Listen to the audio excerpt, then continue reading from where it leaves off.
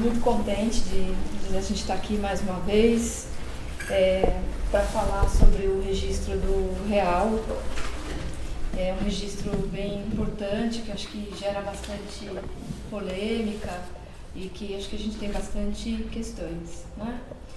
Muito satisfeita em tê-la aqui mesmo, essa pessoa querida, uma pessoa que eu acho que no seu estilo une uma precisão de articulação com uma delicadeza, com uma poesia, enfim, que eu acho que só a Ana mesmo para poder falar do real. Então esse convite realmente não foi à toa. Então, muito bem-vinda. A Simone vai falar um pouquinho, né, da Ana. Eu vou apresentar um pouquinho do percurso da Ana. Agradecendo também pela vinda. A Ana é psicanalista, é membro do Fórum do Campo Lacaniano de São Paulo e da Escola de Psicanálise dos Fóruns do Campo Lacaniano. Ela também é mestre e doutora pelo Instituto de Psicologia da USP e é autora do livro Causalidade e Desencanto na Clínica Psicanalítica. Desencadeamento na Clínica Psicanalítica, pela editora Ana Brum. Também é coautora do livro de poesias Nós de Rimas, com o Conrado Ramos. É isso, muito obrigada, Ana. Nossa, eu que agradeço mesmo o convite de vocês. É uma satisfação de verdade. Muito obrigada. Nós também, uma satisfação e uma honra também. Bom, eu pensei quando a Cibele me ligou e me fez o convite, a primeira coisa que me ocorreu foi: podemos ficar mudos, em silêncio. Silenciar para tentar transmitir algo real enquanto um silêncio. O que surge que não tem palavras, né, para dizer. E eu achei um desafio interessantíssimo, né, porque se o real é impossível, como falar sobre esse impossível? Se o real é uma impossibilidade lógica, né, justamente aquilo que não cessa de se escrever, dizer sobre isso é uma tarefa, no mínimo, desafiadora. Então, sem pretensão de falar sobre o real, eu pensei em trazer para vocês algumas articulações que me ocorreram e que eu acho que eu passei por elas ao longo desse tempo de formação e que me ensinou. Eu acho que a primeira ideia que a gente pode tentar começar a conversar, né, é que o real, ao mesmo tempo que é o impossível, ele se prova por uma contingência. Né? E eu achei muito curioso que apareceu a pamonha, o pica-pau, né, esses encontros contingentes que atravessam uma espécie de série simbólica e que podem se constituir eventos, né? Eventos reais. Então, por que a gente chama o real de acontecimento, de evento? Porque ele é um encontrão, né? A gente se encontra com o real. E esse encontro se chama contingência. Né? Então, se o real é o que não cessa de não se escrever, a contingência é exatamente aquilo que cessa de não se escrever. Então, se havia algo que não cessava de não se escrever, com a inscrição, uma escrita, algo se escreve. Então, algo cessa de não se escrever. Aí é uma prova do real. Pensando que, então, o real pode ser provado, pode ser cingido, pode ser, então, demonstrado lógica e poeticamente, talvez dê para abordar o real. Né? Uma tentativa de bordadura mesmo, tentativa de trazer o real por suas bordas. Tem uma passagem do Lacroix que ele fala que o real pode ser acuado até seu último reduto. Então, numa análise, um real pode ser acuado até seu último reduto. O que seria isso? a ideia de apontar o real. Não é tocar, não é falar sobre ele, mas é circunscrevê-lo, acuá-lo, cingi-lo como prova. E aí eu trouxe algumas citações e numa ideia de justamente como o real é essa ordem, né? Esse registro que se a gente imaginariza ou se a gente metaforiza, deixa de ser real. Então, como tratar disso que é tão difícil de dizer? Pensei em algumas coisas, vamos ver se contingentemente dá certo ou não. Né? Tem uma citação que eu gosto muito, que eu acho que ensina, que está na introdução à edição alemã dos escritos, né? Que é um texto que eu acho brilhante do Lacan. Ele diz assim: como não considerar que a contingência, ou que cessa de não se escrever, não seja o lugar por onde se demonstra a impossibilidade, então o real, né? Ou o que não cessa de não se escrever, e que por aí se ateste um real, que, apesar de não ser mais bem fundado, seja transmissível pela escapada a que corresponde todo o discurso. Quer dizer, como não conceber a contingência como aquilo que demonstra, ou que prova, né, estou usando como sinônimos aí demonstração e prova, um real, né, então demonstra uma impossibilidade, este sim transmissível. Acho tão delicada essa citação, ela transmite tanto, justamente pela ideia de que a transmissão ela é radicalmente contingente. Né? Quando eu falei, vamos ver se dá certo, vamos ver se transmite alguma coisa. Né? Não tenho como antever, prever, precaver, né, algo da transmissão. Então, o que se transmite além dos enunciados, além dos ditos, além do ensino, né, além de uma cronologia, além de uma série encadeada, perfeitamente encadeada, o que se transmite além disso? Né? Numa aposta muito radical de que a transmissão é isso, a transmissão é contingente. Bom, essa ideia, né, de que o real é um impossível, mas ele pode ser demonstrado pela contingência. Então, toda vez que houver algo de um encontro na clínica, bom, tem um apontamento do real ali. Né? Como fazer falar? Justamente na ideia de fazer o vaso, né? O vaso em torno do oco. Então, que as palavras possam bordear isso que aparece como um evento. Esse evento, ele não necessariamente é um evento gostoso de se viver. Né? Muitas vezes ele é da ordem do horror. E por que ele é da ordem do horror? Né? Qual que é o horror em questão? O que o Lacan dizia, e tem uma passagem da nota italiana que eu acho brilhante em relação a isso, é que o horror é o horror de saber. Né? O horror de saber sobre a não relação sexual. Se há um saber inconsciente, e ele diz que há saber inconsciente, esse saber é justamente relacionado a esse não há relação sexual. Né? Não há complementariedade, não há razão entre o todo e o não todo. Né? Não se complementa. Né? O sujeito, por mais que a fantasia tente fazer do objeto o seu complemento, isso claudica, isso fura, e o saber sobre isso é horrível. Então, um encontro traumático com o real é um encontro com esse real, com esse horror de saber sobre a não relação sexual. Quer dizer, quando a relação sexual é alguma coisa posta como isso é impossível, isso não se escreve, né, isso causa horror.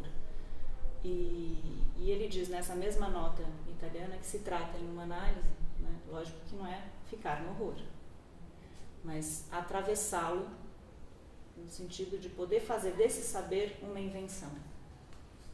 E isso é muito delicado e bastante importante clinicamente, porque ele faz uma distinção clara entre a impossibilidade e a impotência. Né? O impossível real, ele não é impotência. Né? Ele não é o impossível da fantasia do obsessivo, né? Que se encontra com a impotência o tempo todo. Né? O impossível, não dá. né? A impossibilidade, enquanto real, ela é um oco vazio, ela é oca, ela é um vazio a ser circunscrito. Só que esse oco, esse vazio, que precisa pertencer ao conjunto, precisa virar um elemento de um conjunto sujeito, né? É horrível, é traumático para o sujeito. E o neurótico se vira como pode para fazer desse impossível impotência. E tem uma orientação do Lacan que eu acho brilhante clinicamente, que é transformar a impotência em impossibilidade lógica.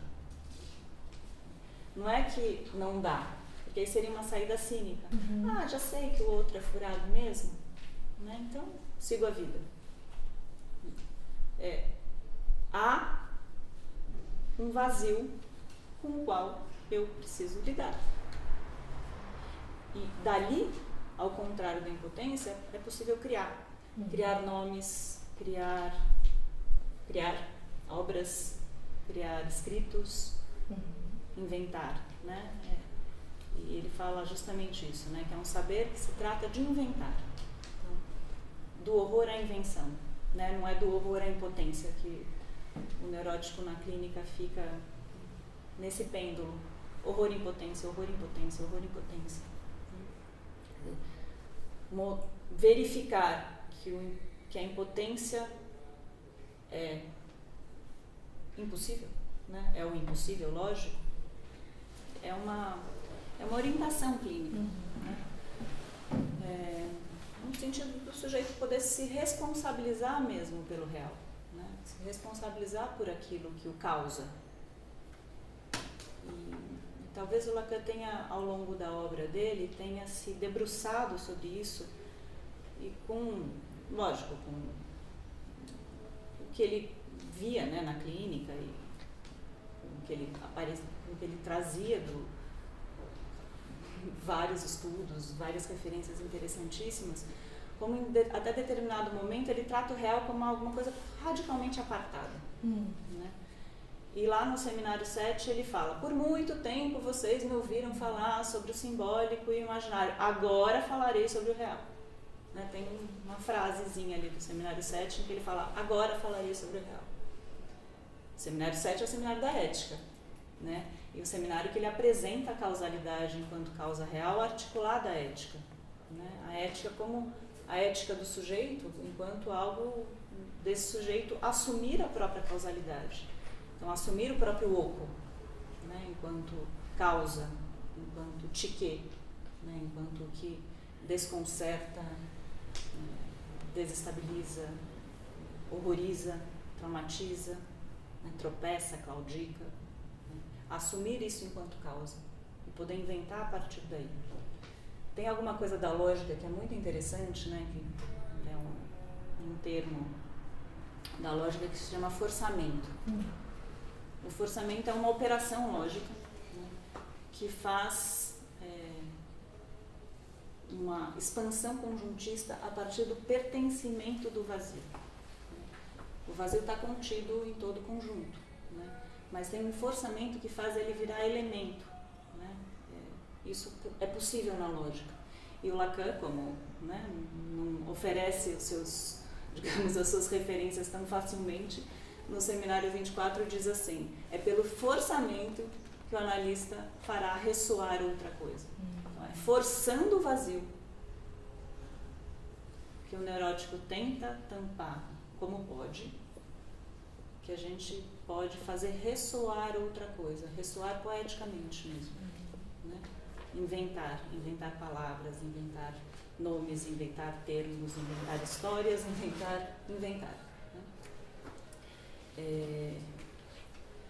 Então tem esse aspecto de orientação. Eu penso mesmo que a gente pode afirmar que é uma orientação real. Não é sem o simbólico, não é sem o imaginário, mas é uma orientação real. E se é uma orientação real, a gente pode também dizer, por equivalência, que é uma orientação não toda.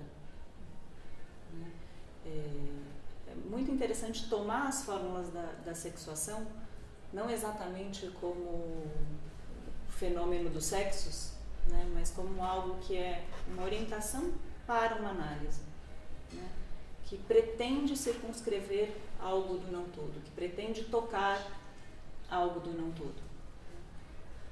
E aí, enquanto operação conjuntista mesmo, Lacan trabalha as fórmulas da sexuação logicamente de um jeito que eu acho muito preciso, né? Acho que nem teria tempo e é bastante complexo para trazer aqui, mas é alguma coisa que eu acho que assim, o analista precisa se debruçar sobre esse aspecto lógico das fórmulas da sexuação para entender o que é esse apontamento, né? O que é essa orientação não toda que o Lacan faz enquanto percurso analítico, né? Como fazer incluir o não todo, como fazer isso existir, né? Como os artifícios, os recursos do sujeito são recursos para totalizar, né? Basta ouvir a quantidade de vezes que você ouve todo numa sessão. Tudo, todo, total, totalmente, 100%. Né? Como isso aparece como uma tentativa de fazer conjunto, uma tentativa de fechar conjunto, uma tentativa de fazer algo virar todo. Claro, é a neurose claudica aí, né? Porque o recurso que o neurótico tem para fazer isso é a fantasia e o sintoma. São furados. Né? O sintoma tem um núcleo real e a fantasia tem por objeto um objeto real, que disfarça nos objetos predicáveis, ela disfarça nos objetos da pulsão, mas é um oco. Né? O objeto A é um oco. Então, isso não faz todo. Com essa ideia, né, de não faz todo, não faz um conjunto fechado, o apontamento para o furo, o apontamento para o vazio, o apontamento para o não todo, né? Com isso, digamos, a gente tentaria cingir algo do real. E algumas referências que eu acho que o Lacan traz e que eu tenho pesquisado bastante, né? Então, o que seria isso? Né? O que seria essa circunscrição do real, do oco? Como fazer esse pertencimento? Quais os efeitos disso na palavra? Né? Se uma das ideias, por exemplo, posta no seminário 11, é que a psicanálise é um tratamento simbólico do real, por mais que o Lacan mais tarde tenha dito é um tratamento do real pelo real, né? O tratamento simbólico pelo real não metaforiza o real. Né? A gente não chega a dizer o que é o real. Né? A letra do meu sintoma é esta, então já dei conta do meu real. Não. Né? E o real não se extingue também com o final de análise, muito pelo contrário. Né? É que às vezes o analista, depois de um fim, né, passa a viver alguma coisa que o Lacan chamou, né, do esquecimento através de uma sombra espessa que chega a fazer nuvem, né, nos analistas que esquecem dessa relação responsável com o real. De modo que, então, tem o que ele chama, eu acho essa expressão muito boa, um acumpliciamento do evitamento do real. Então, tratemos de evitar o real, né? Como um analista fazendo isso. Pode ser no consultório, pode ser na própria vida. Né? Como evitar o real em comunidade analítica. Né? Quando efeitos imaginários estão muito inflados, esses efeitos imaginários certamente estão envelopando algo do real. E nesse envelopamento o real está evitado. Agora, como voltar a essa responsabilidade, né? Na clínica, na comunidade, na psicanálise, em intenção, em extensão, manter essa responsabilidade, né? Pensei que é possível trazer algumas referências de fora, né? E uma noção que eu tenho tentado trabalhar bastante para pensar justamente esse bordar. Trazer uma referência do Eisenstein, que é um cineasta russo, que pensa o cinema, né, de um jeito muito interessante. Ele é um dialético, ele trabalhou na época da Revolução Russa, né, fez cinema naquela época e pensou o cinema naquela época. uma articulação muito interessante entre a tomada do cinema e o haikai japonês. Né? Por quê? Ele diz assim: como a base de toda a arte é conflito, uma transformação imagística do princípio dialético, a tomada, então uma tomada, um plano, surge como célula de montagem. Por conseguinte, deve também ser considerada a partir do ponto de vista do conflito. Conflito dentro do plano é montagem potencial, que no desenvolvimento de sua intensidade esfacela a prisão quadrilátera da tomada e explode seu conflito em impulsos de montagens entre as peças da montagem. Como um zigue-zague de mímica, como um mise-en-scène joga no zigue-zague espacial com o mesmo esfacelamento. Não é esse o processo do ideograma que combina uma boca, então um ideograma boca, com um símbolo, outro ideograma de criança, para formar o significado de grito. Quer dizer, boca e criança colidem, né? É um conflito dialético, porque não são termos iguais, e formam um terceiro, grito. Boca e criança, grito. Poético isso, né? Bastante bonito isso. Não fazemos nós do cinema como o fluxo temporal, aquilo que Sharaku, que é um criador de gravuras, né, japonês, fazia com a simultaneidade ao provocarmos uma desproporção monstruosa entre as partes de um acontecimento que vai fluindo normalmente e que é de repente desmembrado quando efetuamos através da montagem a desintegração do acontecimento em diversos planos. Os termos que ele usa, né? Colisão, conflito, desmontagem, esfacelamento, desproporção. Ele usa. O cinema precisa fazer desproporção. Né? Tem até um momento que está aqui. Acho incrível. Eisenstein articula o método ideográfico, né? O ideograma, a poesia japonesa, chinesa depois, chinesa inicialmente, ao desmembramento, à desintegração, à desproporção. Faz ainda uma diferenciação da escola que concebe a montagem como um pedaço argamassado a outro pedaço, como tijolos, e o encadeamento de pedaços como cadeias, tijolos postos em série para expor uma ideia, e a sua própria concepção de montagem como colisão, concepção segundo a qual, da colisão de dois fatores determinantes, surge um conceito. De acordo com o meu ponto de vista, isso é Eisenstein, o encadeamento é apenas um caso especial, possível. É a ideia de uma anticadeia. Ele propõe o cinema como anticadeia. Ou seja, a montagem encadeada, a montagem dos tijolinhos, como ele diz, um tijolinho, depois outro tijolinho, depois outro tijolinho, que são as narrativas de cinema muito bem montadas, explicadas, sem conflito, sem grandes conflitos para a compreensão humana, né? São montagens lineares, encadeadas. Ele propõe justamente a explosão do sentido, né? Que com boca e criança se faça grito, se faça isso no cinema. E ele consegue fazer isso com o cinema dele. Né? Assisti recentemente o Ivan o Terrível, é impressionante como ele explode sentido com encontros imagéticos. Foi uma mudança total dentro da montagem. Sim. Né? Foi um grande criador, exatamente. Um grande criador. Ele tem, e é muito interessante, porque depois dele a gente se avê com as montagens dos tijolinhos ainda muito bem estruturadas. Você tem, são 24 por segundos, você faz uma imagem. Né? Então, ele usava muitas vezes, ele cortava esses 24 quadros, ele diminuía. Então, isso fazia com que houvesse essa explosão de determinadas.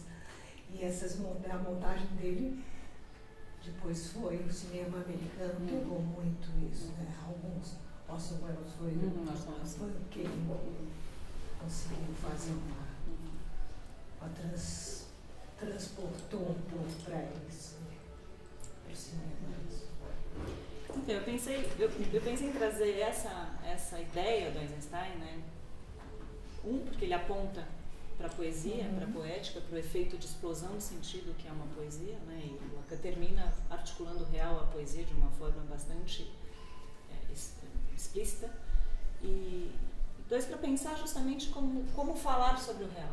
Né? Se a gente não pode justamente falar sobre o real numa tentativa de explosão, né?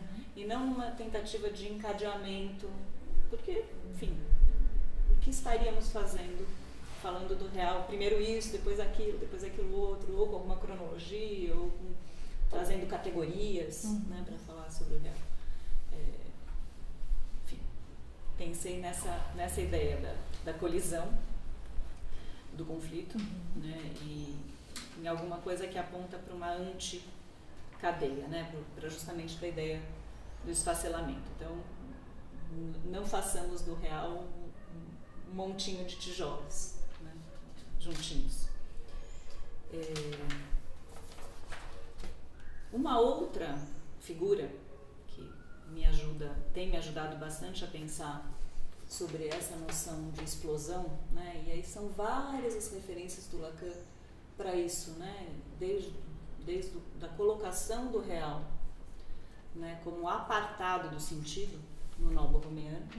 O real é aquilo que exatamente está fora do sentido, ele faz nó com o imaginário, ele faz nó com o simbólico, né, tem ali uma interface imaginário real, simbólico real, mas o real no nó borromeano ele está fora do sentido. Então ele não é redutível a qualquer representação, ele não é metaforizável, e essa é uma grande questão para o Lacan. Como falar sobre alguma coisa que não pode ser metaforizada? Quando ele coloca o real como um dos elos, ele já se atrapalha, porque ele escreve o real. Tanto que ele resolve de um modo bastante interessante essa questão lá no final do ensino, quando ele faz uma operação, que é uma operação topológica que se chama homotopia, que ele faz equivalência entre o sintoma e o real. Né? E ali ele diz, bom, aqui não é metáfora, o sintoma equivale ao real. E aí ele diz, algo do real passa a ser comportado no nó. Né? Eu não sei se é possível entender isso, mas escrever real, dizer real, né? já traz um impasse. Se o real está fora do sentido, se o real não se representa, se o real não é o mundo, né? Ele fala do imundo. O real não é o mundo, o real não é universal, não se faz todo com o real, né? Não é todo o X do real, né? Não tem todo o X, não tem todo em questão para o real.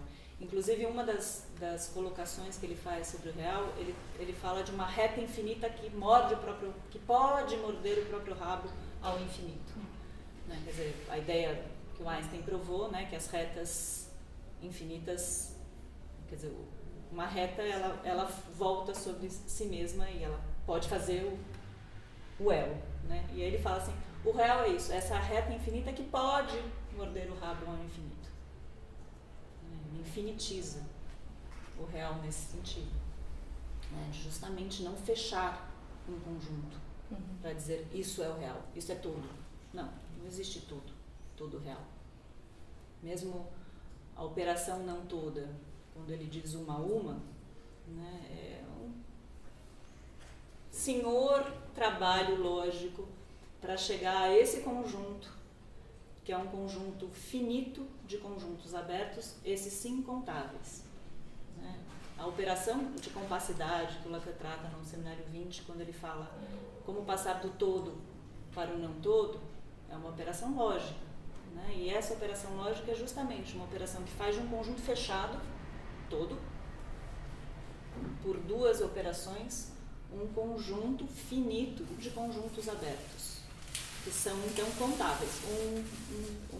Por isso que ele diz, que aí no caso ele fala as mulheres, eu tenho lá minhas questões com isso hoje em dia, mas que o que é do não todo é contável um a um, ou uma a uma.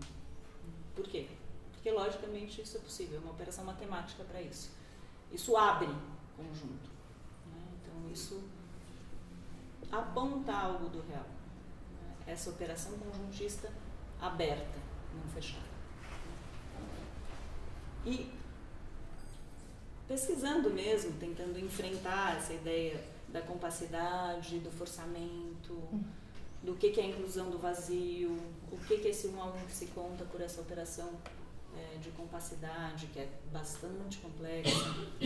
Eu cheguei, e também pela via poética, eu cheguei numa noção, que não está no Lacan, mas que vários autores que são bastante interessantes trouxeram de um jeito muito, assim, muito interessante mesmo, né? Que é um conceito, que é um não conceito, que é a constelação.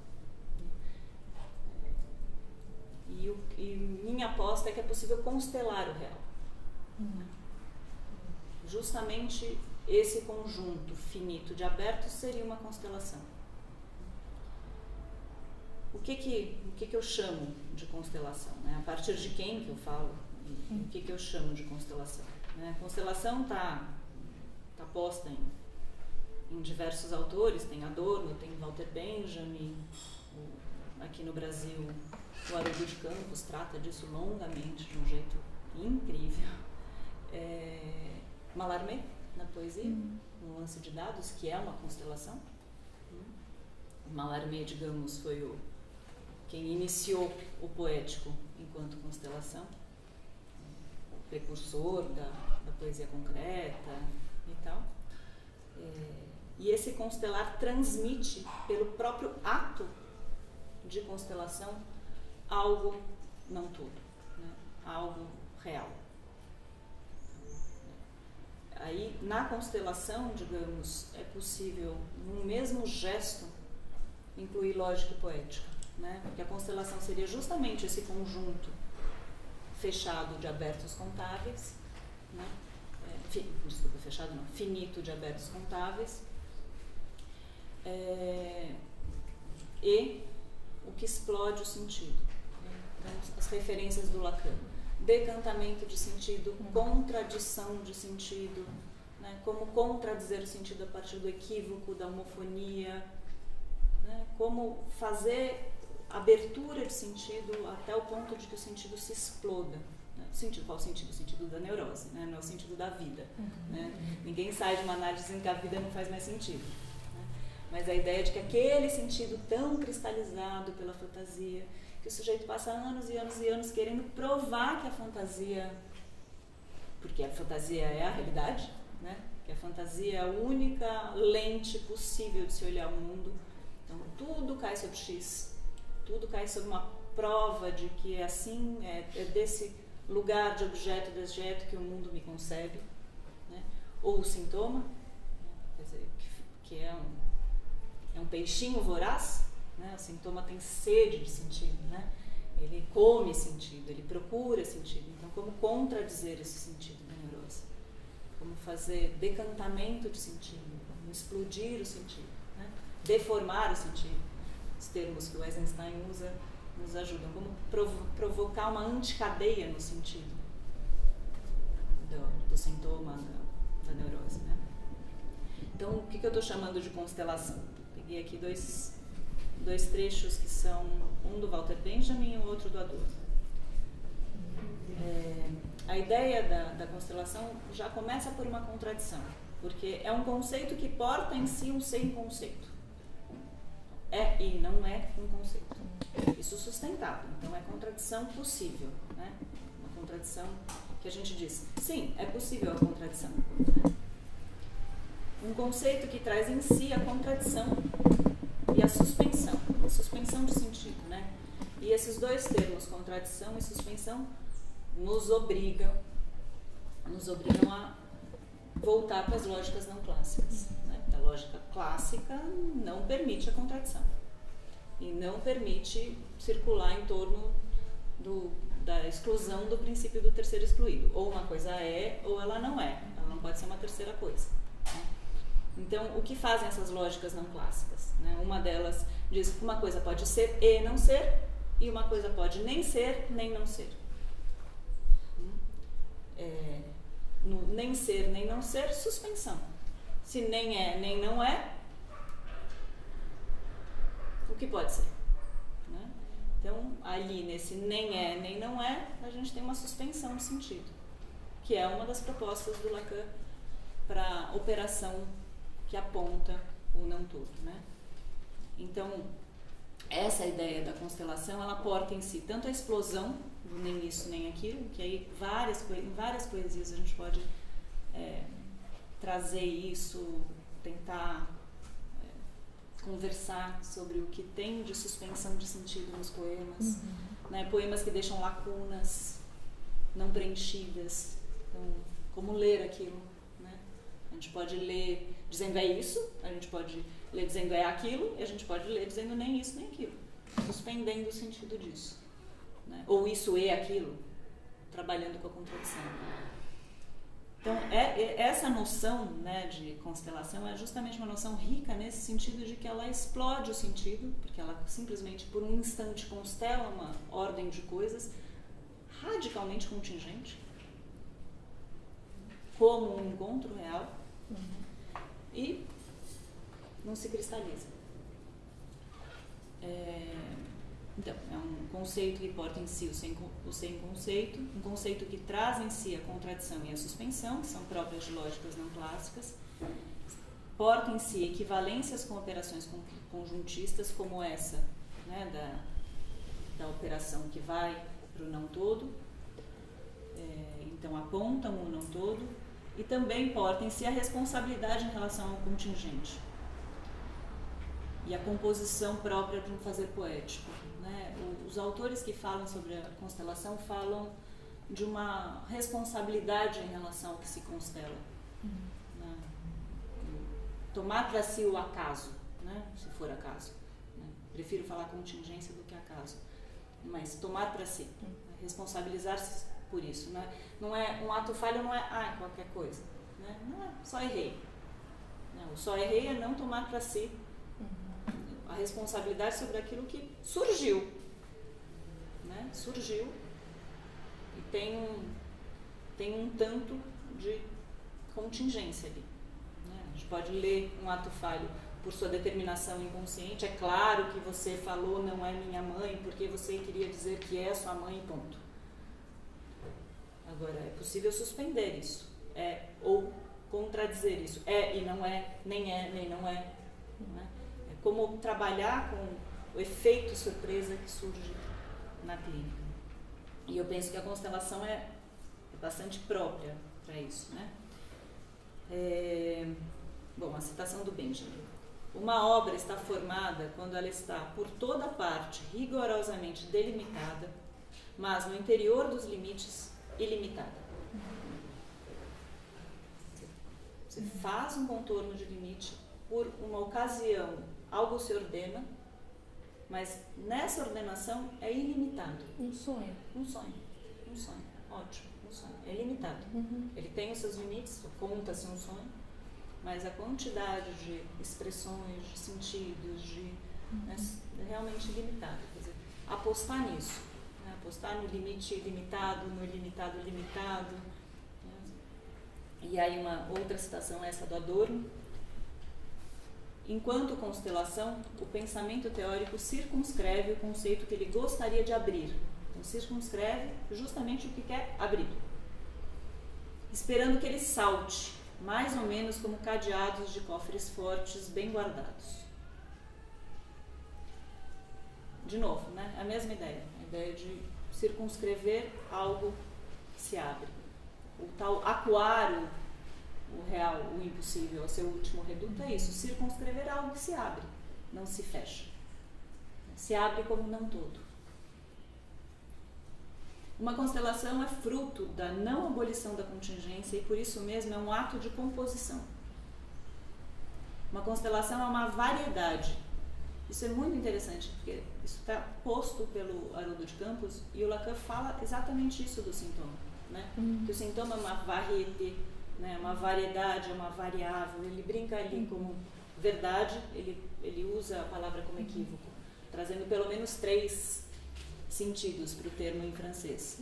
Verdade, variedade e variável. Variável enquanto X. Né, o sintoma é um X oco. Esse é o núcleo real do sintoma. Né? Então, o que dali, como variável, pode trazer de composição. Então é um ato de composição.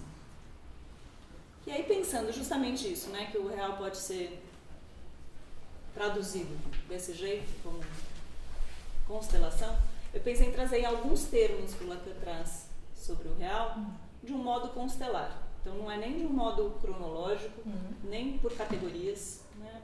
Assim, quase que livre associei, lembrando quais foram os termos que, para mim, pelo menos, foram muito importantes, né, nessa ideia do real. Né? Quer dizer, o real como impossível, o real tropeço, o real traumático, o real héteros, o real fracasso, o real enigma. Quer dizer, impossível, tropeço, trauma, héteros, fracasso, enigma, se isso constela, se isso pode constelar e abrir, né, ao invés de fechar. O real fracasso.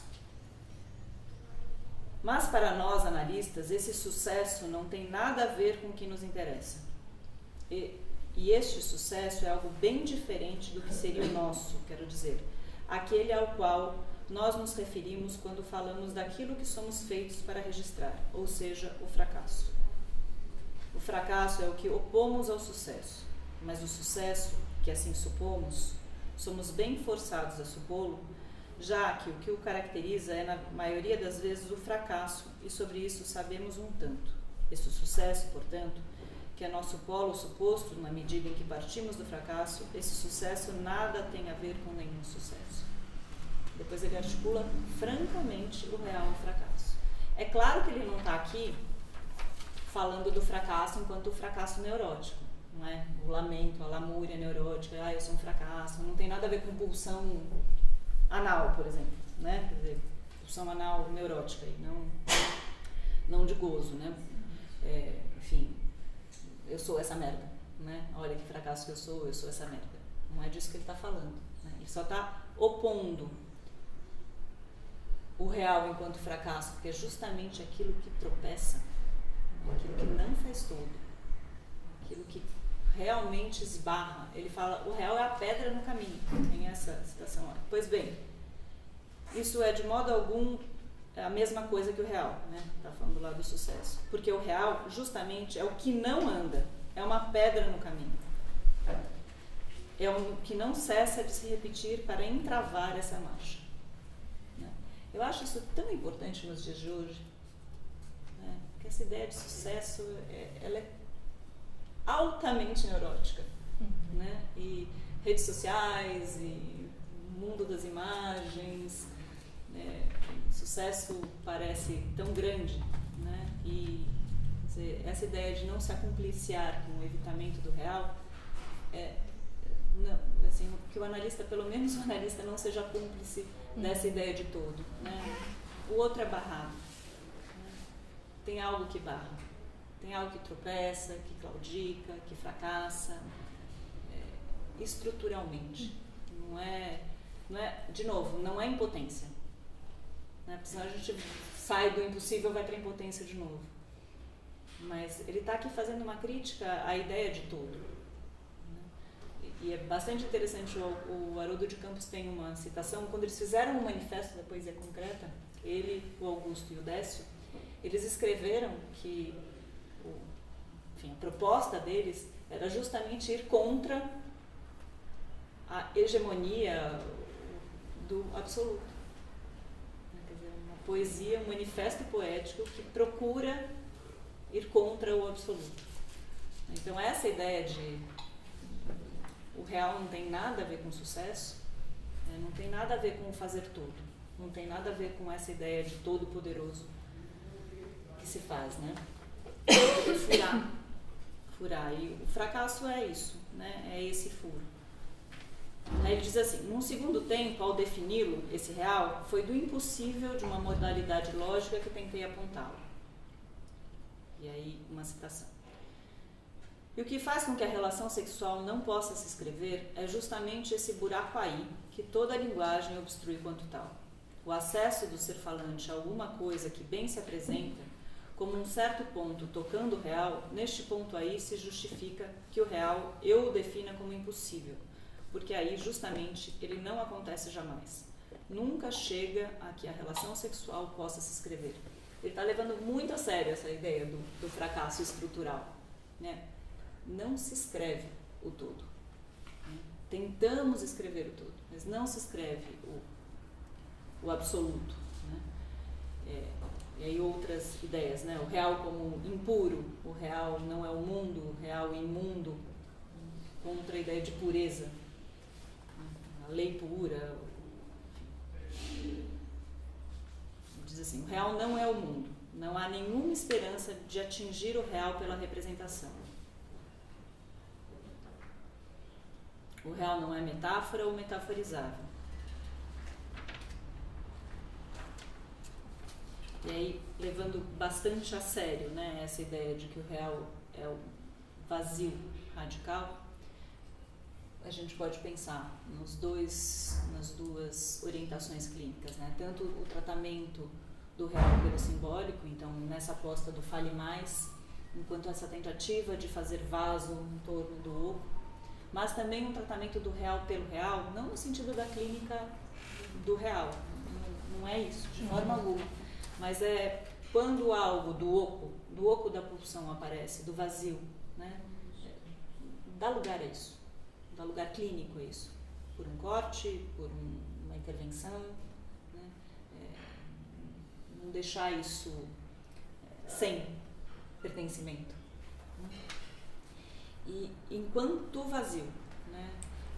Peguei agora uma citação do Badiou, que é num trecho que ele está dizendo o que é o forçamento, mas ele sustenta uma ideia que eu acho que é essa ideia que a gente precisa sustentar clinicamente para pensar o real enquanto um vazio radical, né?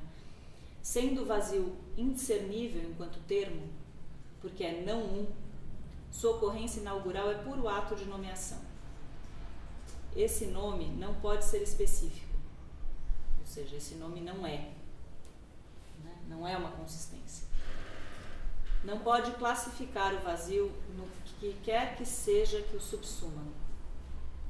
Vazio enquanto vazio. O que é sustentar isso?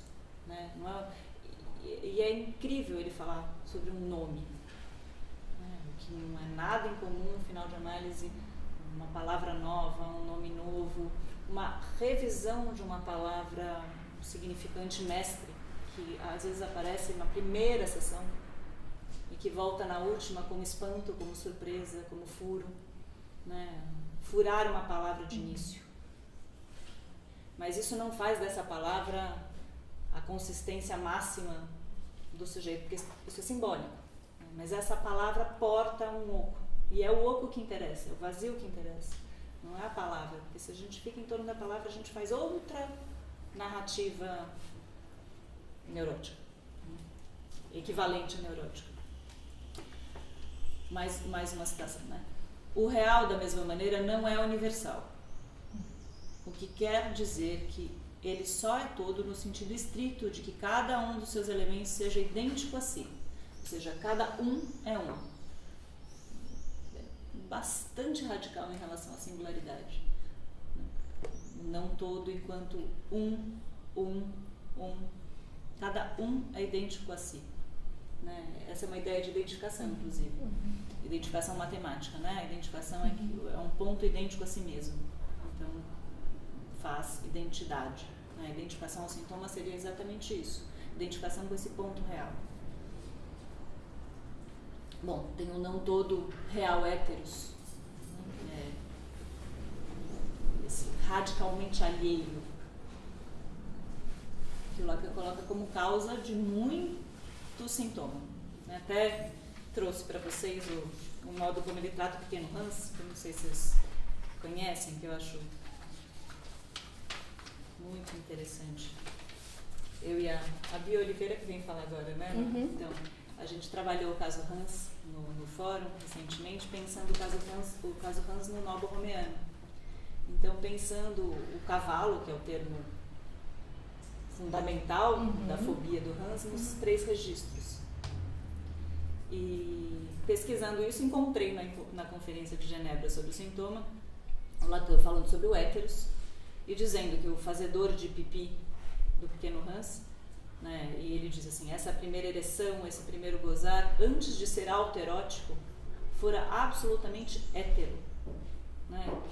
A gente leu o caso Hans de novo e assim, o caso inteiro gira em torno do Vivimar do Hans, né? E o Lacan justamente pinça isso e diz isso não é autoerótico, isso é hétero. E aí a citação é: eles se dizem, mas o que é isso? E se dizem tão bem que o próprio menino Hans só pensa nisso.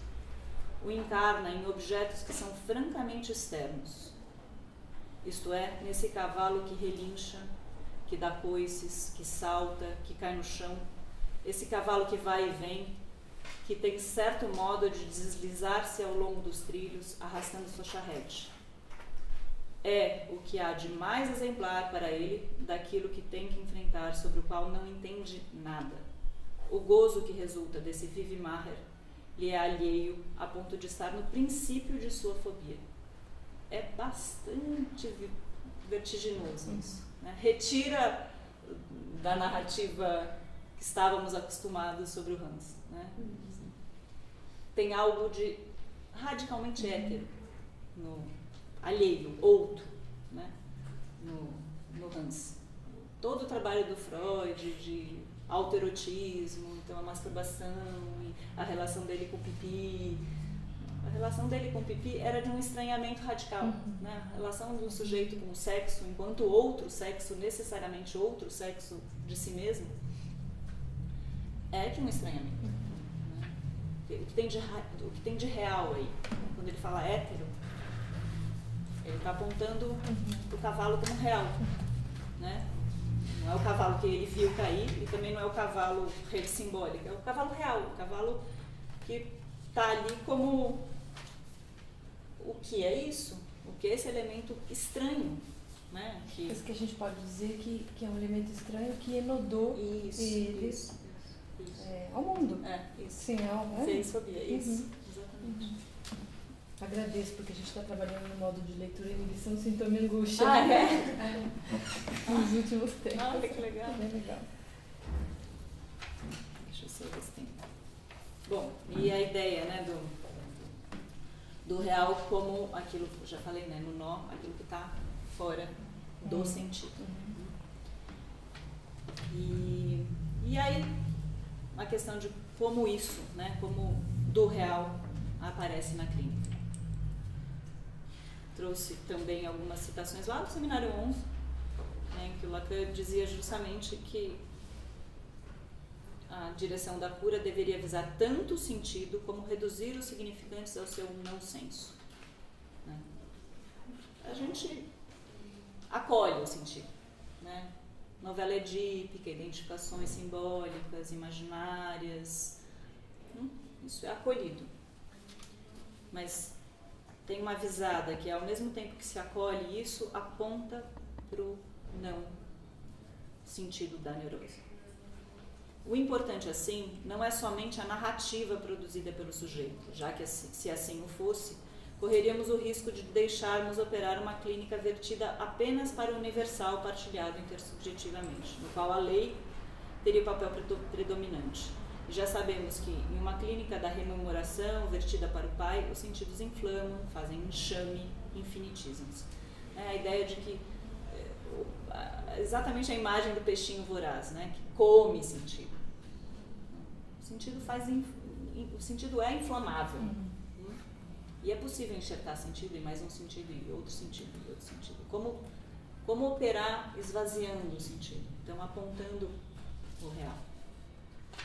Bom, Lacan nos diz precisamente, essa é a citação do Seminário 11, uma delas. O inconsciente freudiano, ele se situa nesse ponto em que, entre a causa e o que ela afeta, há sempre claudicação. O importante não é que o inconsciente determina a neurose.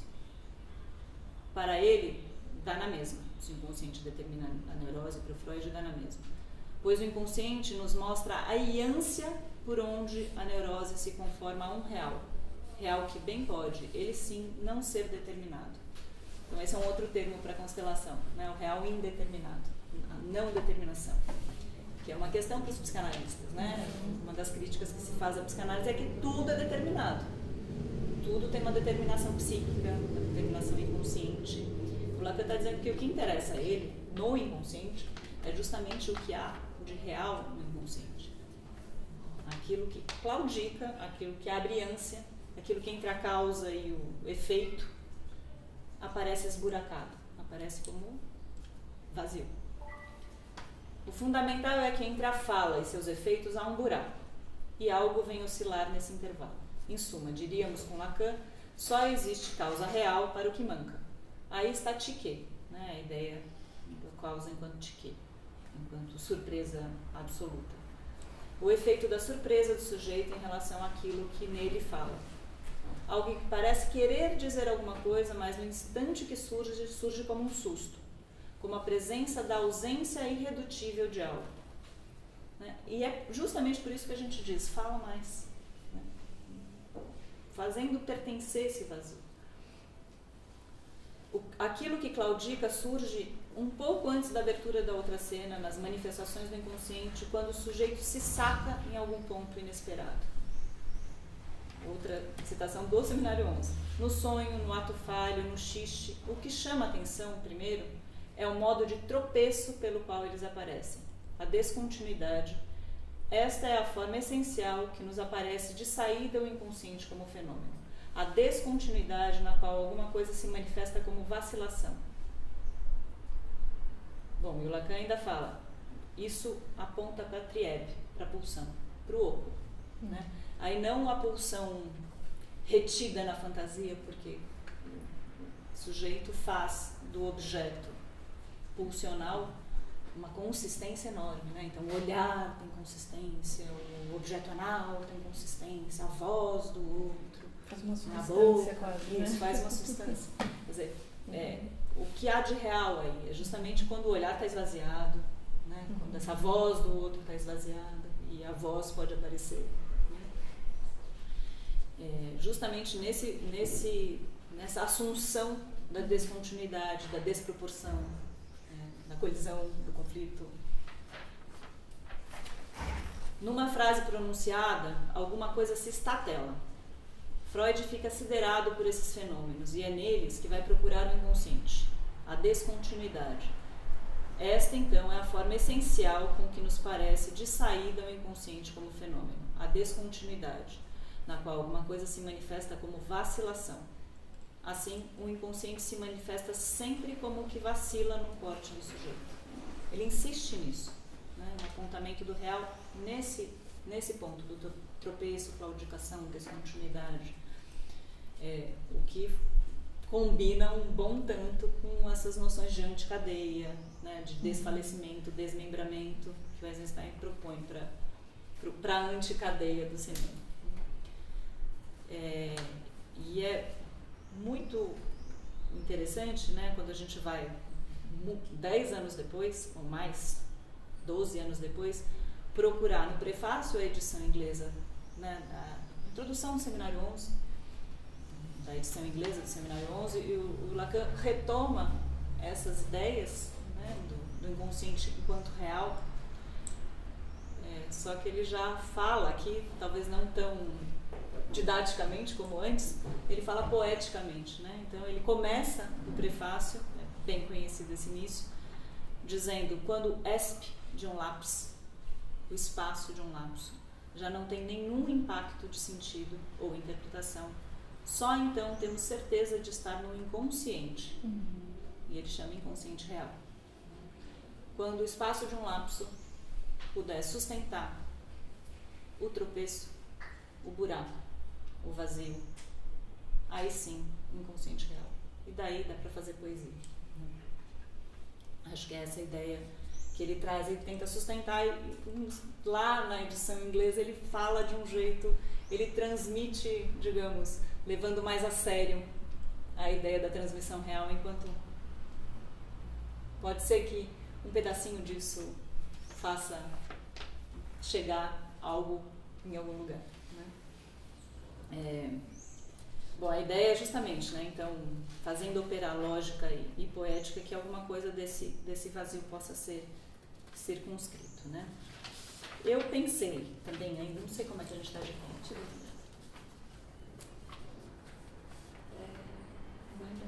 Quase uma hora.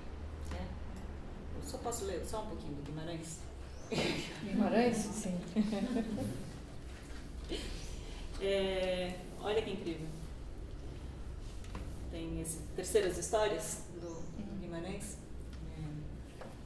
que se chama Tutameia. Tutameia é meio mais ou menos, né? Um neologismo que ele traz para dizer. Ele construiu nesse livro 4 prefácios, que estão espalhados pelo livro e que ao final você descobre que são os prefácios, né? A ideia é brincadeira dele. Por que eu trouxe isso? Porque ele aposta tanto no neologismo, sustenta isso de um jeito incrível, quanto no xiste para transmissão, né? No xiste na poesia para transmissão, no xiste mesmo na poesia. E é muito interessante porque vem nessa toada do Lacan dizendo que as manifestações do inconsciente apontam para algo do real, enquanto tropeço.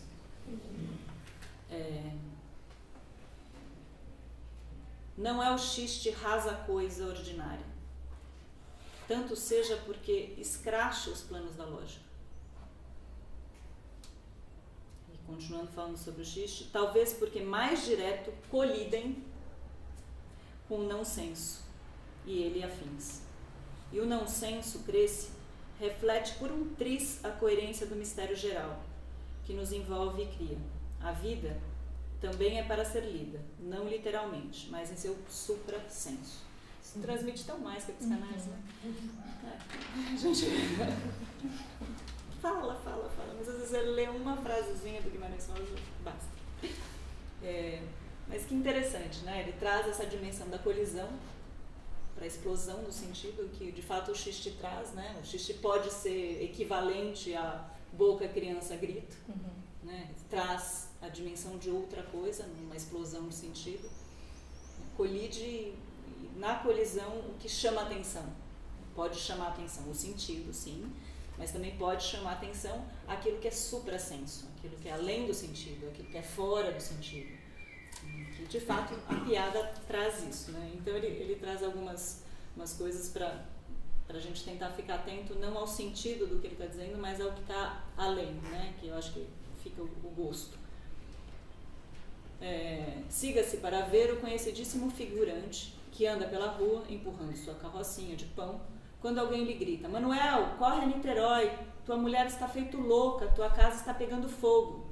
Larga o herói a carrocinha, corre, voa, vai, toma a barca, atravessa a Bahia, quase exclama: que diabo? Eu não me chamo Manuel, não moro em Niterói, não sou casado e não tenho casa.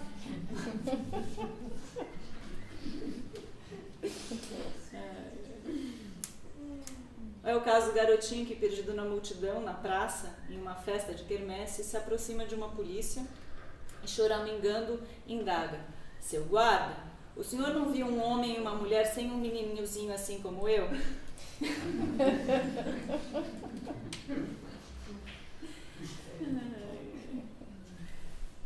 Bom, e ele aí traz uma noção que é do Bergman, nossa, ato falho algum ali. Bergson, nada a ver com Bergman, contra a ideia do nada absoluto. Por que ele estaria contra a ideia do nada absoluto, o Bergson, né?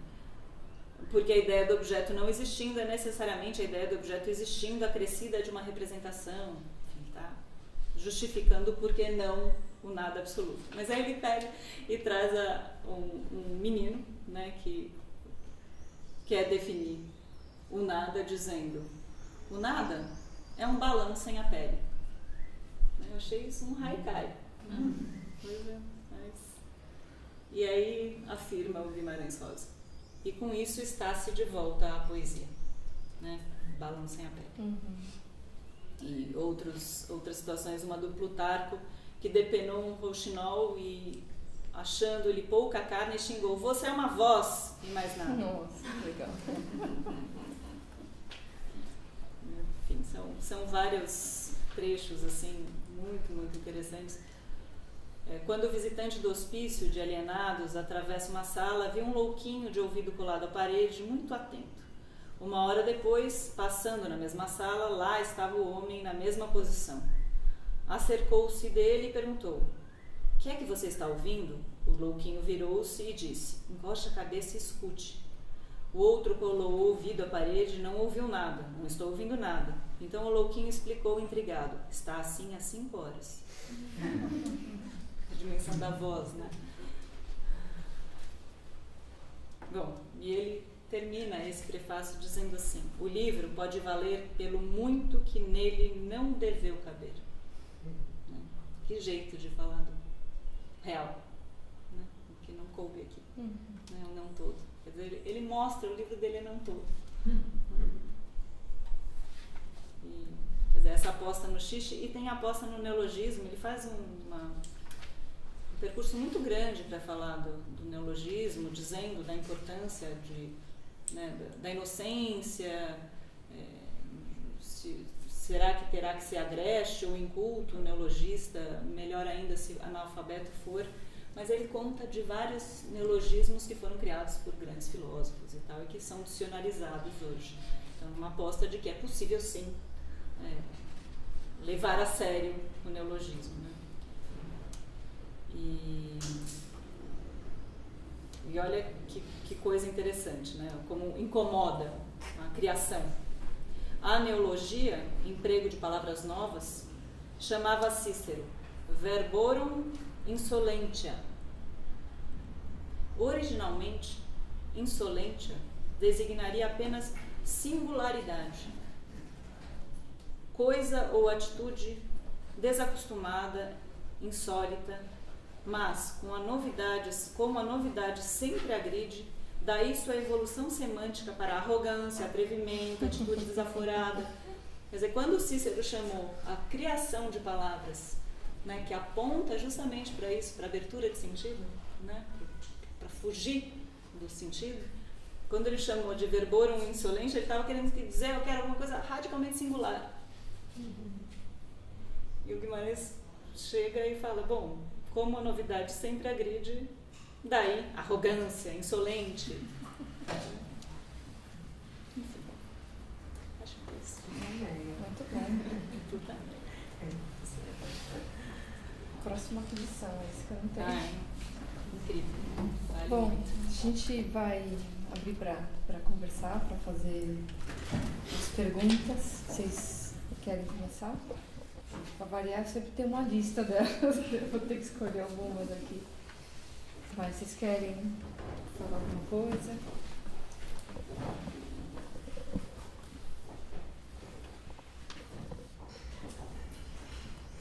Eu vou mandar lá. Tá bom. Você fala desse efeito de colisão, né? E a gente tem estudado aí os efeitos do discurso capitalista, os efeitos de fragmentação, né? Então, minha pergunta passa por aí: como pensar o real, né? E esse efeito que a gente vive, né? Quer dizer, eu sei que fragmentação e colisão, eu imagino que não é a mesma coisa, né? Mas que tratamento a gente pode pensar, né, nessa diferença de uma coisa para outra, enfim. E junto com essa pergunta, que veio também, né, essa relação justamente do real com a angústia, que eu acho que tem a ver. O que dá para pensar, assim, disso, que é uma pergunta cara, né? Eu tenho mais, fala mais, quer que eu fale? Eu também tenho perguntas. Então vai. Oi, Ana, tudo bem? Eu fiquei com vontade, na verdade, não é uma pergunta tão objetiva, mas fiquei com vontade de escutar um pouco mais. Por que falar de inconsciente e falar de inconsciente real?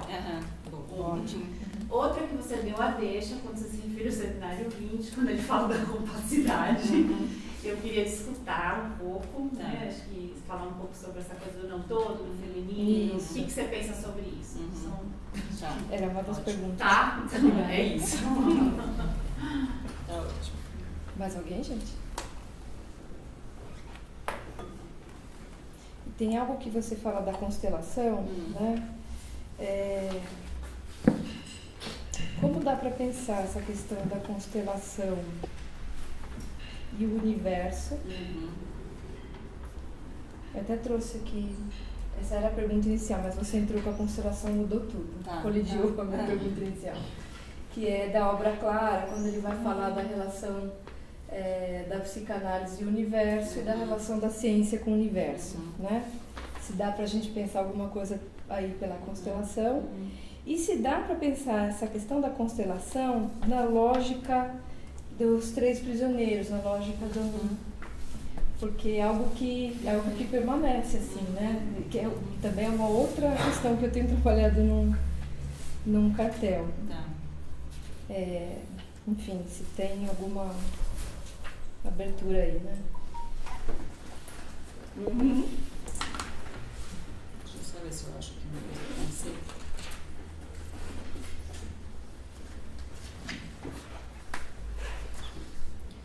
Bom, gostei dessa pergunta. Se eu consigo...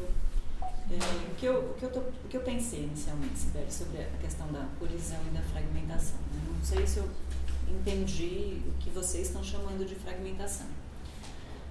Mas a colisão posta aqui, tanto pelo Guimarães como pelo Eisenstein, ela é dialética, quer dizer, um haikai colide, né?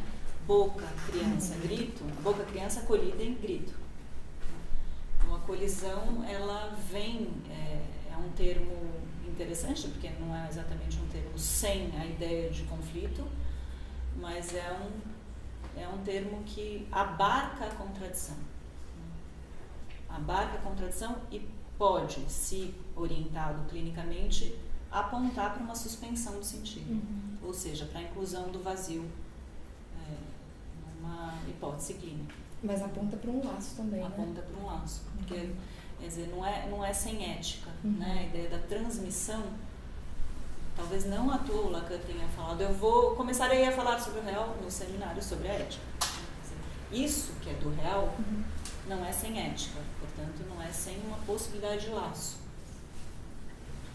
O discurso capitalista, ele procura vedar o vazio, o objeto não tem exatamente a sua dimensão oca que tem nos outros discursos, porque ele vira um objeto intercambiável, vira um objeto mercadológico, né? E aí já não é um objeto vazio, já não é exatamente o objeto não especularizável que o Lacan trata nos outros discursos. E mais, que poderia, quando você falou fragmentação, eu ouvi cisão, né? Quer dizer, o discurso capitalista é um discurso que incentiva a cisão, né? E a cisão faz todo dos dois lados. A cisão faz todo de todos os lados que quiser. Procura fazer todo, porque o todo é uma falácia. Né? O próprio todo proposto no lado todo das fórmulas da sexuação já comporta contradição. O Lacan escreve contradição do lado todo, né, das fórmulas da sexuação. Então, até o que é todo fálico, porque o significante é fálico, né, porta em si uma contradição, ou seja, porta em si alguma coisa que não se totaliza, né, apostando na contradição aí. Então, talvez tenha uma diferença muito grande entre aquilo que eu chamo de colisão, pensando nesses autores e pensando no que na clínica pode aparecer poeticamente fruto de uma colisão.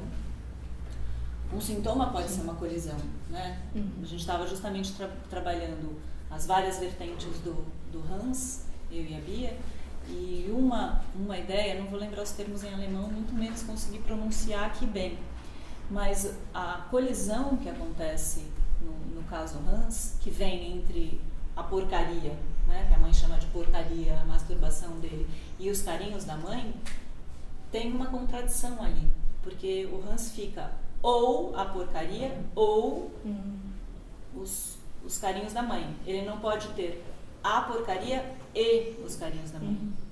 Um e outro, então A e B, não. Né? A e não A.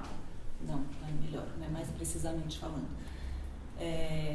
Tem aí uma colisão de termos. na formação do sintoma fóbico dele, né? Porque a causalidade do sintoma fóbico é múltipla. Então, tem uma colisão entre os termos, e os dois termos são radicalmente parecidos em alemão, tanto que tem a coisa do sonoro, a causa fônica, porque a porcaria da mãe é Schneider não, o outro é Schneider, tem um sh muito parecido entre um e outro, né? E o que o sintoma fóbico faz? Um e o outro poderiam existir juntos. Então, dá colisão, sintoma. Um termo, outro termo colidem enquanto contraditórios, porque psiquicamente são contraditórios, não são, no dicionário não são contraditórios, mas na neurose eles aparecem como contraditórios. Então, qual a contradição, qual a colisão deu origem a um sintoma? Né? Então, ali no Hans, entre carinho e porcaria, carinho e porcaria no sintoma fóbico. Resolve, digamos, o conflito psíquico a partir da formação da fobia. Então, aí tem uma colisão que não é uma colisão que forma um sintoma. O que seria uma cisão ou uma fragmentação? Uma quantidade de todos, tentando fazer um outro absolutamente consistente. Né? A venda dos gadgets, né, dos objetos mercadológicos como promessa de totalidade, cindem. E pior, né?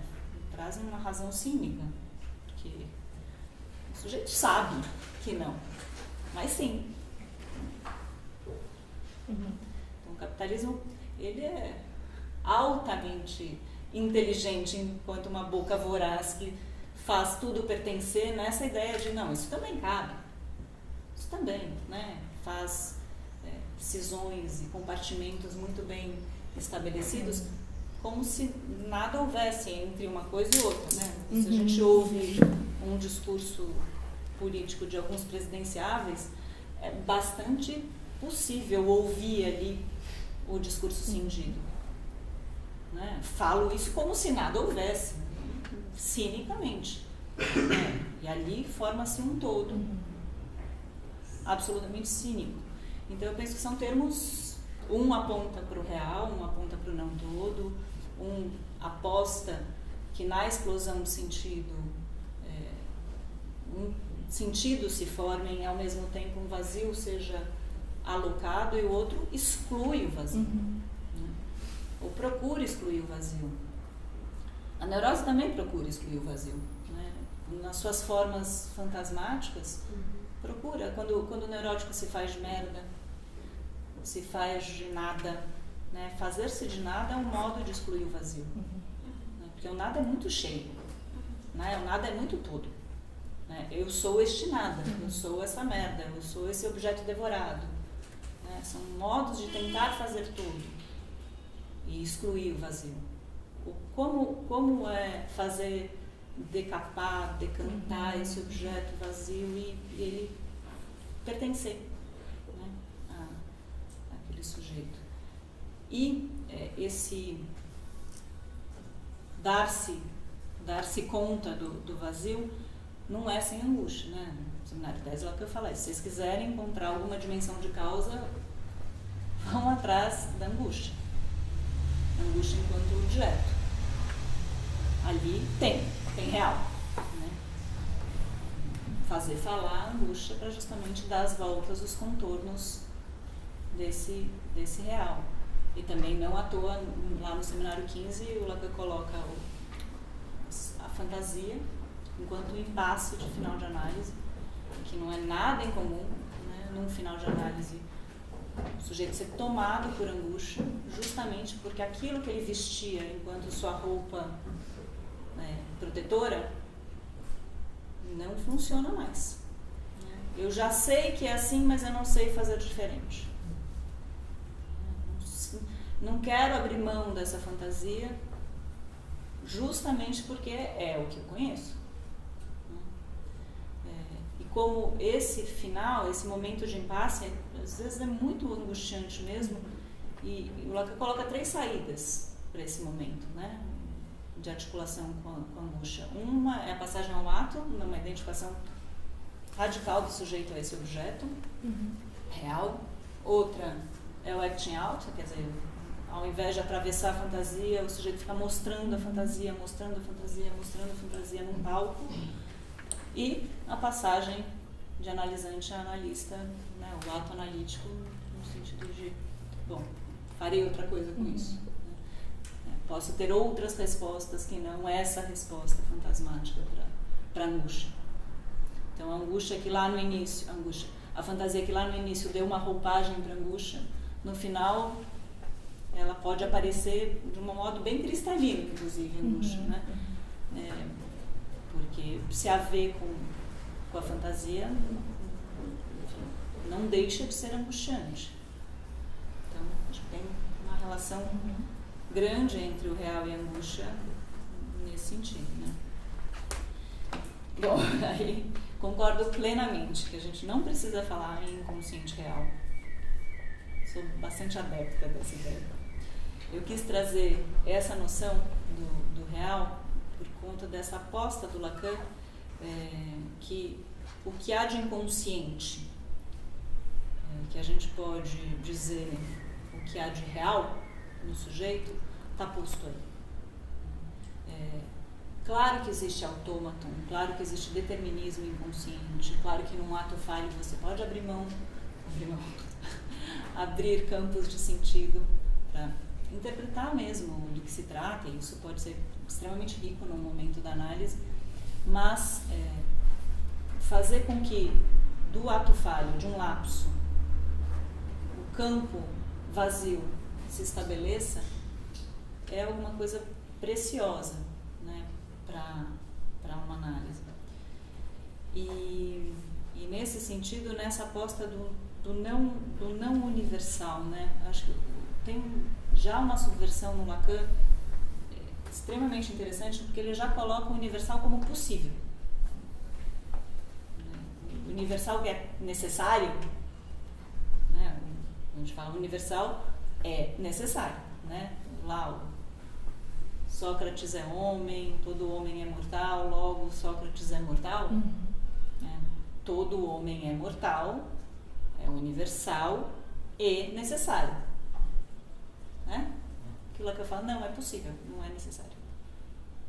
Ele subverte isso. Tanto que ele diz, né, quando ele escreve as fórmulas da sexuação, que ele coloca que existe um que não, para que todo sim. Né? Posso colocar? Claro, por favor. A parte de cima, né, das fórmulas da sexuação.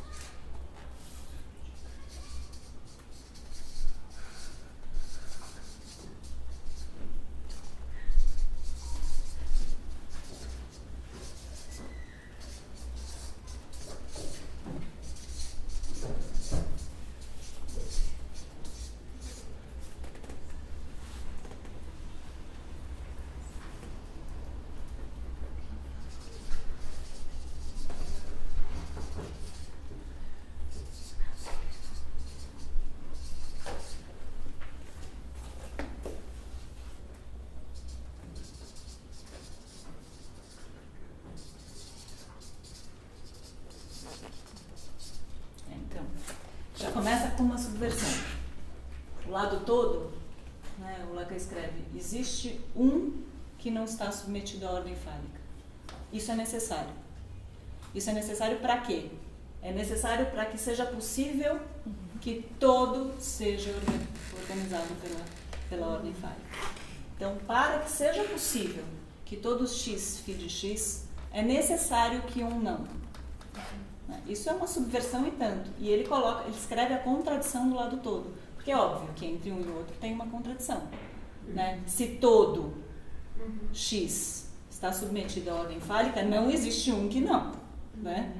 Mas ele coloca, existe um que não, e por isso, todo sim. Né? Todo X está submetido à ordem fálica.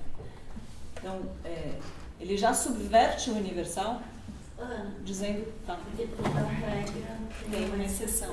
A Isso. exceção funda a regra. Funda a regra, isso. Funda a regra e descompleta, né? Ou seja, tem já de partida a sustentação da contradição, quer dizer, a psicanálise ela não faz todo, nem no todo, né? Porque ela tem uma sustentação da contradição, o inconsciente é isso, né? O sonho é isso. E ela articula o universal ao impossível. Então, eu não lembro bem como que foi a sua pergunta da constelação. Na verdade, ela tem dividida em duas, né? Vou lembrar aqui. Eu falo da constelação e do universo, que ele, na obra clara, especialmente, ele vai discutir, né? A relação da psicanálise, como que ela toma o universo e como a ciência toma o universo. E aí, implícito uma relação real, né? E a outra, a relação da constelação com a lógica dos três prisioneiros. Bom, e, enfim, o que constelaria? Né? Quer dizer, a passagem do todo para o não todo, enquanto uma organização possível de elementos aleatórios que explodem o sentido, mas que ao mesmo tempo circunscrevem algum conjunto que pode ser contável, e a gente teria que entrar mesmo na ideia da compacidade. Essa passagem constela, né? Mas a ideia de que em uma operação analítica, quando algo do não todo, ou seja, quando a inclusão do vazio se dá, uma certa organização provisória, né? Provisória porque aleatória, porque contingente, né? Se dá. Isso traz uma dimensão muito interessante para o final de análise, porque o final de análise não é uma garantia para todo sempre. Né? Com isso não estou falando que os analistas que terminaram a análise, isso não vale nada, não é nada disso. Né? Mas a ideia de que aquilo, como a gente pode se responsabilizar por aquele pouco que aconteceu no final, que constelou algo numa explosão de sentido, que contradisse sentidos tão cristalizados de uma neurose, que retomou, né, significantes iniciais de forma tão subversiva no final, justamente de aberturas, de alguma coisa que deixa de fazer aquele sentido cristalizado, como fazer disso uma responsabilidade, né, no laço, na transmissão, na aposta. E aí tem um passo ético mesmo, né? Quer dizer, o não todo abre uma responsabilidade do sujeito por aquilo que o causou, né? E isso pode trazer eticamente uma questão de aposta na transmissão. A compacidade ela é uma operação que parte. Nossa, mas é bem assim, eu teria que ficar mais uma hora falando. Mas é uma coisa interessante, assim, porque é parte de um conjunto fechado, aí o Lacan fala, o gozo fálico é um conjunto fechado ilimitado, né? Então, a gente pode pôr 0 e 1. Numa primeira operação, você infinitiza de um lado, porque entre 0 e 1 tem infinitos elementos, você infinitiza de um lado, infinitiza de outro, de modo que de 0 até 1 tem infinitos elementos, mas você estabelece uma regra que você não chegará no 1. Do 1 para o 0, você também estabelece uma regra que você não chegará no 0. Com isso, você constrói um primeiro conjunto derivado daquele fechado, que é aberto e infinito. Daí, em cima deste conjunto aberto e infinito, você estabelece novas coordenadas, novas condições, e dessas novas condições você sobrepõe esse conjunto a um outro, né, uma nova, é recoberto mesmo. O Vaperrou, que fala sobre compacidade de um jeito muito claro, assim, ele fala como se fossem telhas de um telhado. Você recobre o conjunto, depois recobre de novo, e nesse sub-recobrimento, que é o segundo recobrimento, a gente chega a conjuntos contáveis abertos. Né? Contáveis, então, você pode localizá-los. Mas eles são abertos, eles são próprios à condição do gozo outro, né? Não tudo. Então, é possível matematicamente falar de duas operações que uma cobre, a outra recobre um conjunto fechado de modo a abri-lo e contá-lo. Então, isso poderia ser uma constelação de termos poeticamente expostos, né, em explosões de sentido.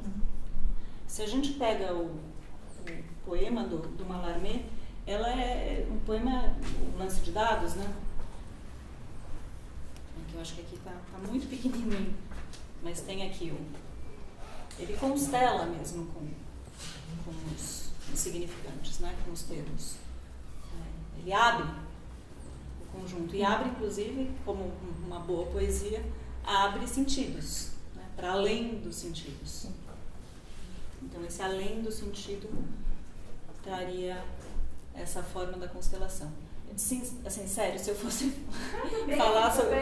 Posso trazer alguma coisa? Não, mas é uma demonstração mesmo, claro, matemática, que demoraria, eu estou mesmo preocupada com o tempo. Demoraria... Vou ter que fazer outro encontro. Demoraria um tempo para fazer. Mas a ideia é essa, quer dizer, é possível fazer uma operação que a gente chegue a um conjunto que aí o Lacan diz, isso é não tudo.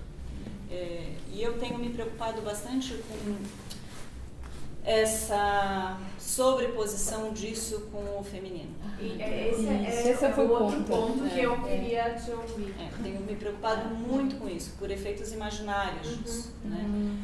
As nossas frases, a mulher não existe, a mulher só se conta uma a uma. Eu tenho ficado muito ressabiada e tenho pensado que isso está fazendo consistência imaginária. Né? E, para ser muito sincera com vocês, eu tenho dado um pouquinho de razão a algumas vertentes feministas que falam que aí tem algo complicado na psicanálise, por conta dos efeitos imaginários que isso traz. Né? Daria uma longa conversa isso de novo, né? Mas eu prefiro, hoje, já escrevi em vários lugares, mulher, feminino, efeito feminizante, né? Uma meia-culpa, uma coisa que estou revendo a partir do que eu já disse. Né? Porque eu realmente penso que é brilhante o aspecto lógico e poético das fórmulas da sexuação. Né? Isso que ele transmite logicamente e poeticamente na passagem do todo para o não todo é incrível. Agora, colocar homem e mulher aí, depois dizer que não é uma questão de gênero, olha... Eu estou para ver isso sem ter complicação, né? Várias preocupações, né? Eu já ouvi algumas pessoas dizendo que então os homens, o todo, não têm acesso ao real senão pelo objeto, porque fica o sujeito barrado aqui e o A aqui. E muita gente escreve isso assim. Muita gente. Quer dizer, então os homens aí anatomicamente falando, estariam desprovidos do não todo. E a mulher não existe, só se conta uma a uma, digamos, é um pulinho para um discurso machista incrível. Né? Uma a uma, cada uma de um jeito, e tal, e tal, e tal. Né? Isso a gente também escuta. Quer dizer, o desejo é o desejo do homem, que não pode trair o seu próprio desejo. Pensar isso como uma estrutura também, né? Também leva a isso, um certo efeito, não é? A gente tem falado bastante disso. Não só pensar enquanto gênero, né? Mas também pensar enquanto estrutura, o obsessivo e a histérica. Então, como é que chega o real para o obsessivo? Né? Então, essa é uma discussão que a gente tem tido, assim, né? Bom te ouvir falar nisso. Eu estou, assim, titubeando para falar, porque eu acho que são questões muito delicadas que mereceriam um tratamento mais longo, assim, mais, né? Mais vertical até. Porque penso mesmo que implicações sérias estão acontecendo, né? E não tem jeito, porque a gente fala, não é gênero, mas cai todo e não todo, né? Só você chega sexo feminino, você já é tratada como não todo, né? Não tem coisa mais toda que histeria, né? E o feminino, o que a gente chama de feminino, é muito fálico. os atributos femininos, né, o que a gente socialmente, o capitalismo chama de feminino, os atributos femininos, são insígnias fálicas. Né? Por que isso é vazio? Por que isso é não tudo? Por que isso é explosão de sentido? Está mesmo nisso que a gente está chamando de feminino? E se a gente quiser continuar usando esse termo feminino, né, enquanto um efeito feminizante para o final de análise aí de qualquer gênero, o que é isso em relação ao vazio? Né, o cuidado para usar isso no sentido de apontamento do poético e do lógico que tem, que passe longe das questões de gênero, porque a gente reifica quando a gente coloca homem e mulher. A gente transforma o homem num objeto, a mulher em outro objeto. E se tem uma ordem de objeto, do fazer-se de objeto, é o fazer-se de objeto na fantasia. E não tem homem e mulher muito nessa história, né? Partes de corpos e tal, isso pode ser homem, pode ser mulher, enfim. Fragmentar o corpo no ato sexual enfim, importa muito o que está de um lado e o que está de outro, né? Então acho que essas questões elas devem ser tratadas com muito cuidado. Tenho ouvido uma coisa muito interessante no consultório, até comecei a escrever um capítulo sobre isso, de alguns homens que chegam perguntando o que é um homem, o que é a mulher. Tem homens chegando perguntando o que é um homem, né? Essa pergunta é equivalente ao que é uma mulher, né?